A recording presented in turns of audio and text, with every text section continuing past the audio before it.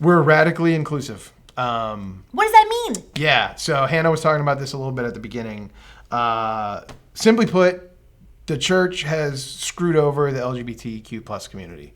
Yep. Our background, we've been a part of a kind of progressive church for about the past 15 years for me. How long were you? About 8 years for me. Yeah, and honestly, 15 years ago when we started, I think we did something really cool.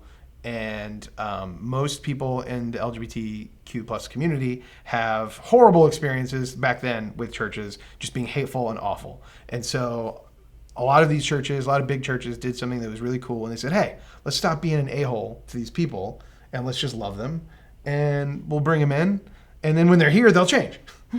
And so, spoiler alert, it didn't work. Yeah, so 15 years ago, I think that was a good first step. It was like kind of like, hey, let's be friends. And that was important. But here we are in 2019, and that's not good enough anymore.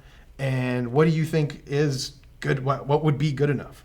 Yeah, so let me just read to you, put out in front of you our statement of inclusivity. So we are not only open and loving of any people in the LGBT plus community and all other people, but we are affirming of who you are. So we affirm that no matter how old you are, no matter your race, your ethnicity, your sexual orientation, your gender identity or expression, your age, how able you are, your background, you are welcome here and you are affirmed. You do not have to change anything about yourself.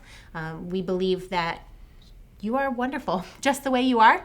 There's no ceiling that you're going to hit where you can't serve in this church. There's no one who's going to call you out or tell you that you're living your life incorrectly. If you are a member of the LGBT community and you are in a relationship, we affirm you. We affirm who you are, and you do not need to change anything about yourself. You belong here and you are God's beloved.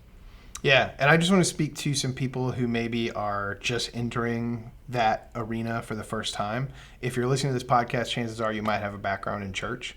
And if you do, you might come from a church that didn't feel that way about that community. And maybe you're ready to start changing your mind. And that's awesome and incredible. And I just want to cheer you on and say, jump in. Don't be afraid to say the wrong thing. Sometimes that happens. It's okay.